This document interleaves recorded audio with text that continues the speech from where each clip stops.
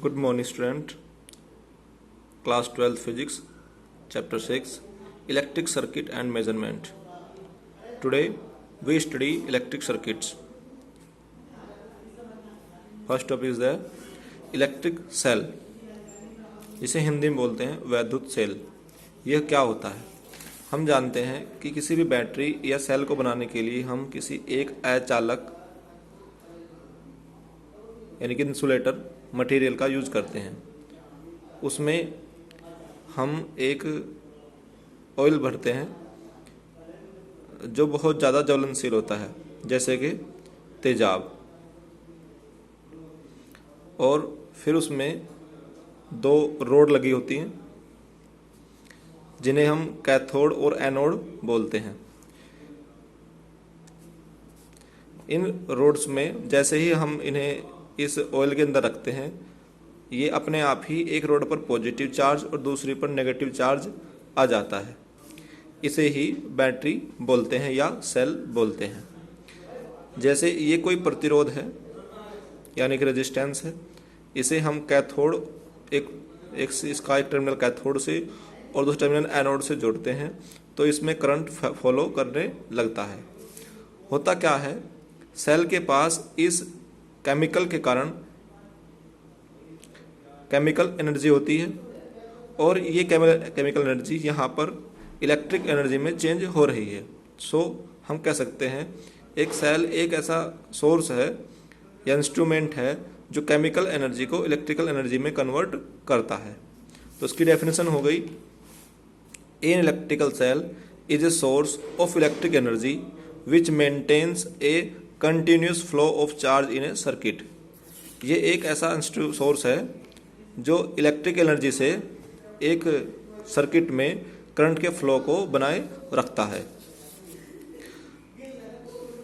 The cell change chemical energy to electrical energy, क्योंकि ये chemical है, केमिकल से इलेक्ट्रिकल एनर्जी में कन्वर्ट हो रहा है।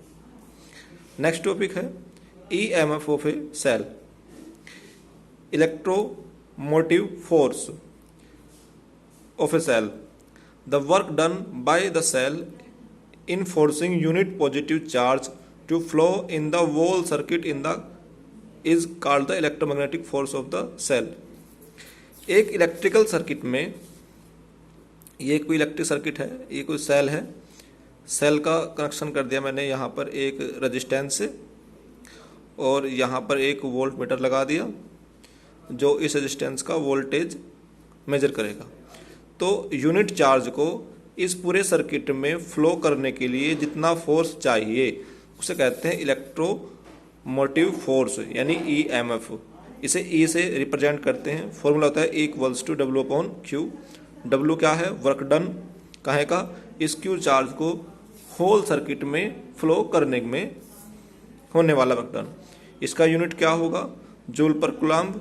डायमेंशन होगा, वर्क की डायमेंशन होती है mL⁻², T⁻⁻2 और Q चार्ज की होती है 80। 80 ऊपर जाएगा तो ये हो जाएगा mL2 T⁻³ A inverse. Next topic terminal potential difference. ये ईएमएफ का ही छोटा रूप है। अगर हम बात करें यूनिट चार्ज की होल सर्किट में फ्लो कराने में किया गया वर्क डन तो होता है E के इक्वल्स के, और अगर यही वर्क डन हम सिर्फ सर्किट के अंदर दो टर्मिनल्स के बीच लें, एक टर्मिनल से दूसरे टर्मिनल तक यूनिट चार्ज को ले जाने में होने वाला वर्क कहाँ के बराबर होता है? टर्मिनल पोटेंशियल डिफरेंस के इक्वल होता है। तो डेफिनेशन हो गई, the potential difference between the two electrodes of a cell a close circuit is called terminal potential difference. V = W/Q। Dimension और यूनिट इसकी सेम होंगी जो कि इलेक्ट्रोमोटिव फोर्स की थी।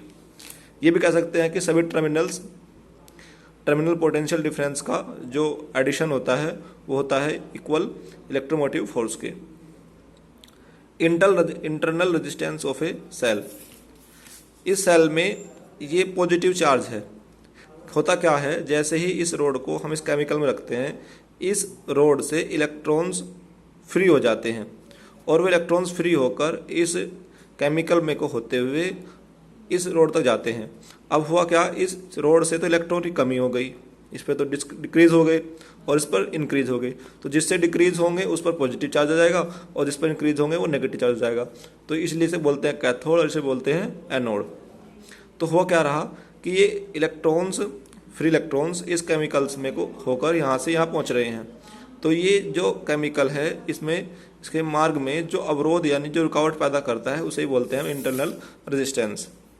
The resistance offered by the electrolytes of the cell to the flow of current ions through its is called internal resistance of the cell.